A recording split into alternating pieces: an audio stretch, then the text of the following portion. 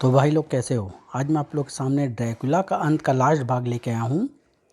जो कहानी नागराज और सुपर कमांडो ध्रुव की है ये।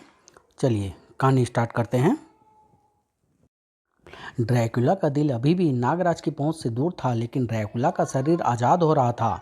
ड्रैकुला वाकई लॉरी के शरीर के अंदर है। वह लॉरी के शरीर को फाड़कर बाहर आना चाहता है। कुछ करिए वैदाचार्य, मैंने लॉरी की नस काट दी है ध्रुव। अब लॉरी का लहू बाहर बहेगा और उसके साथ साथ ड्रैकुला भी आज़ाद हो जाएगा। इस पर वार करो। फैसलेस तिलिस्मी शक्ति का संयुक्त वार शायद इसको संभलने से पहले ही काबू में कर सके।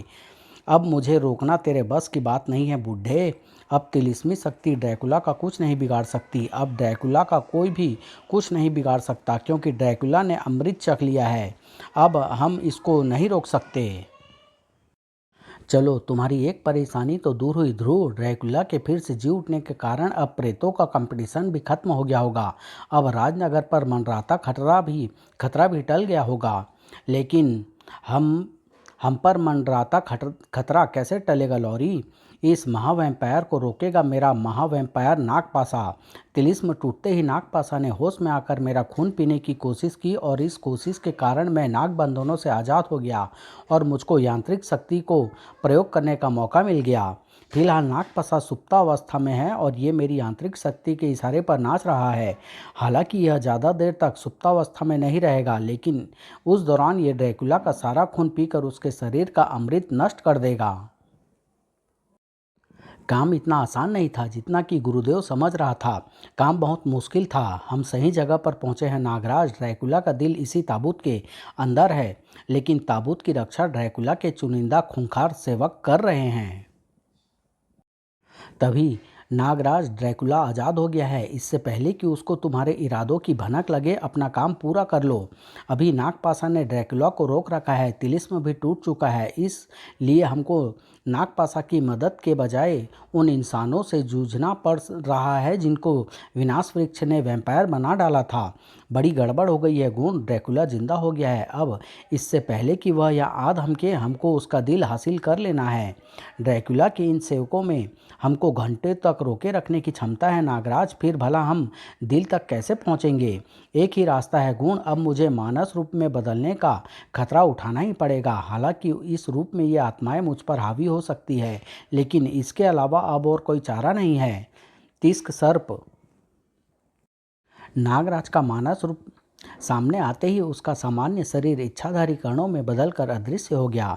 अब क्या करोगे नागराज? ताबूत तक तो तुम अभी भी नहीं पहुंच पाओगे।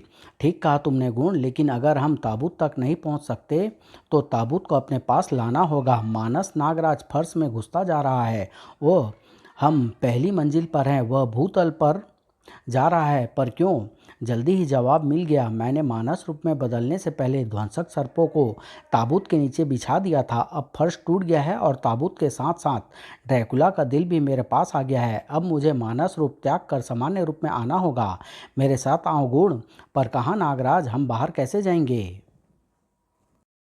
ड्रैकुला के शैतान सेवक हमारा पीछा नहीं छोड़ेंगे और किले के अंदर हम हम पर इनकी शक्तियाँ भारी पड़ेगी। घबराओ मत गुण।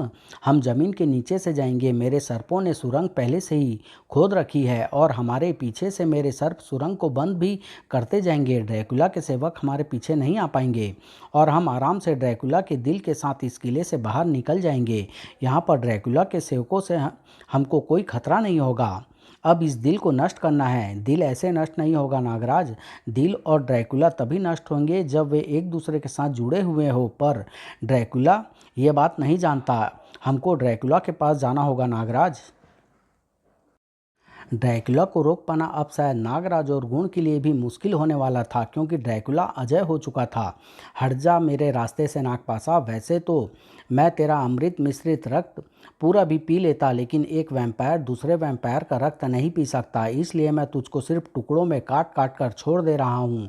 वैसे भी अपने गुलाम वैम्पायरों को नष्ट करना मेरी आदत नहीं है। यह नागपाशा की नहीं बल्कि मेरी हार है। सो रहे नागपाशा को मैं यांत्रिक शक्ति की मदद से ठीक तरह से कंट्रोल नहीं कर पाया। पर अब क्या होगा? कैसे रुकेगा ड्रैकुला? जिस दुनिया पर राज करने का सपना हम देख रहे थे, उस पर ड्रैकुला जैसी शैतानी ताकत का राज हो जाएगा। अब मैं इंसानों को वार करने का मौका नहीं दूंगा। अगर ड्रैकुला को दोबारा परेशान करने का दुस्साहस किया गया तो पूरी धरती को मैं एक दूसरा नर्क बना दूंगा, आग के दरिये में बदल दूंगा धरती की सतह को। ओह, ड्रैकुला ने समुद्र के अंदर छुपे ज्वालामुखी को ऊपर उठा दिया है।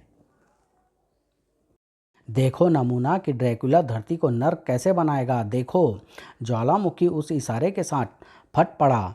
ओ गॉड, अब हजारों टन लावा महानगर को बर्बाद कर देगा और हम किसी को बचाने के लिए कुछ भी नहीं कर सकते, लेकिन मैं कर सकता हूँ। अरे वाह, अरे वाह, लावा फिर से ज्वालामुखी में वापस समा रहा है। किसने किया है ड्रैकुला का रास्ता रोकने का अपराध?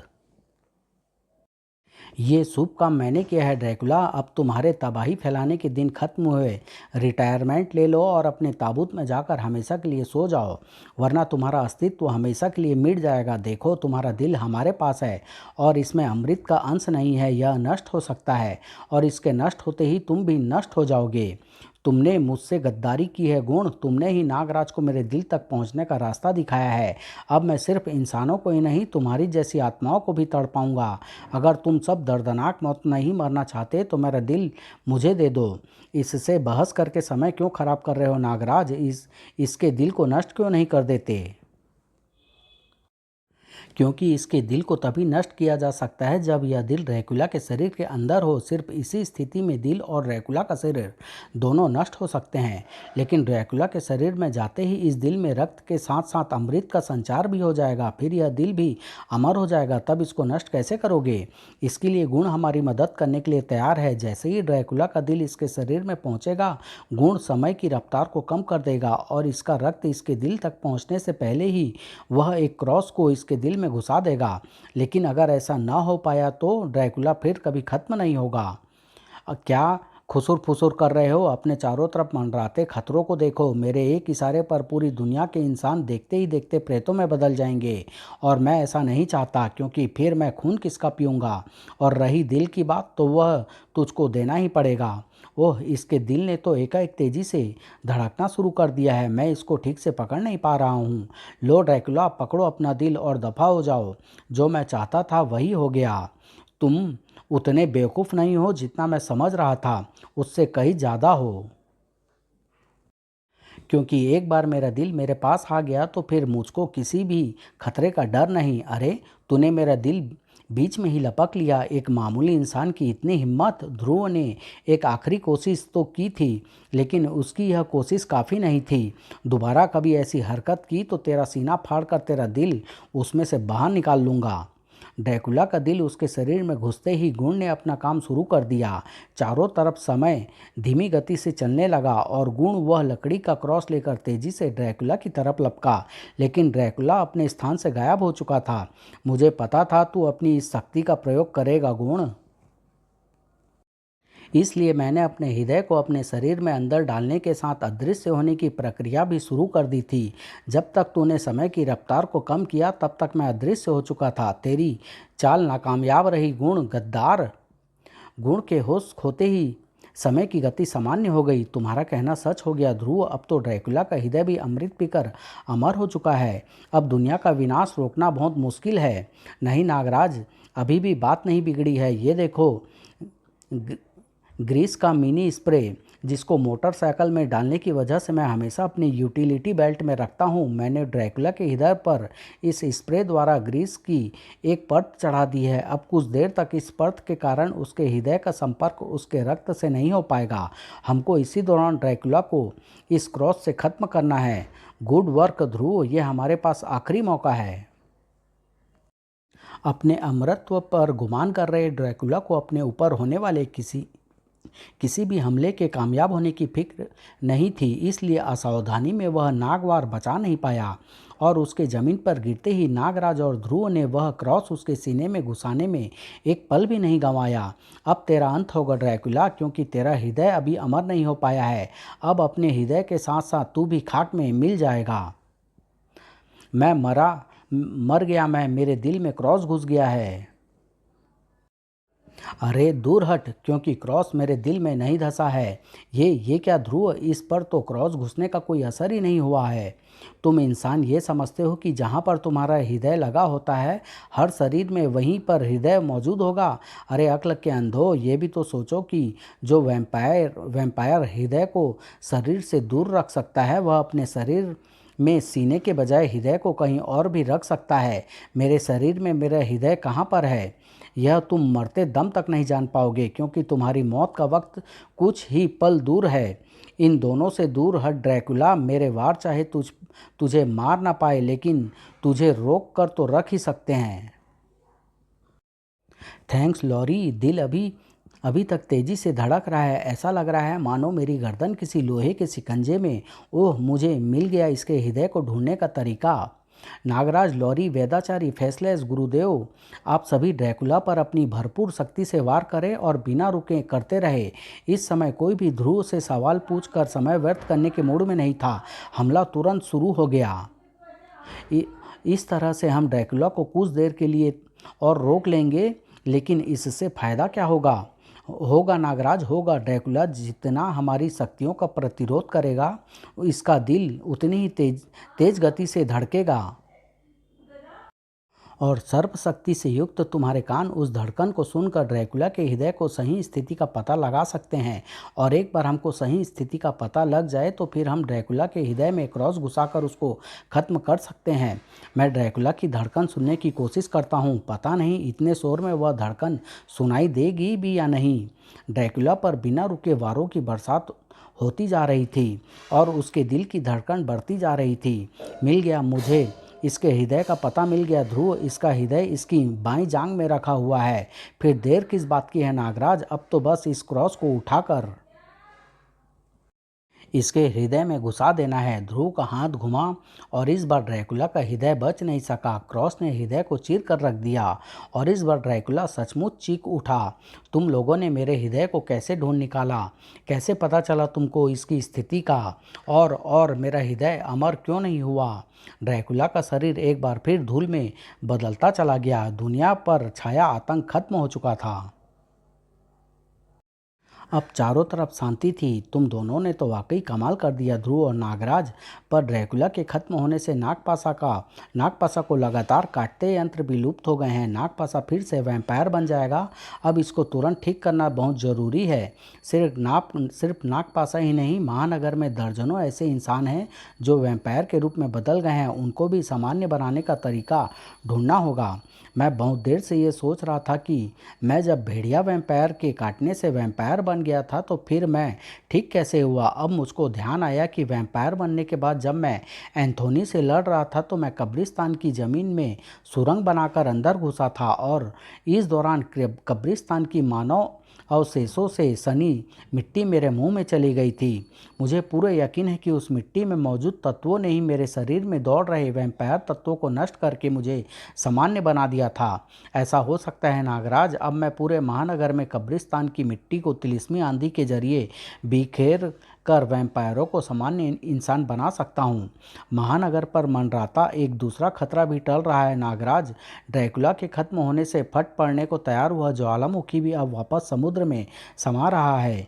लेकिन इस ज्वालामुखी का समुद्र में धंसना अब थम रहा है। पर क्यों? क्योंकि ये आवाज़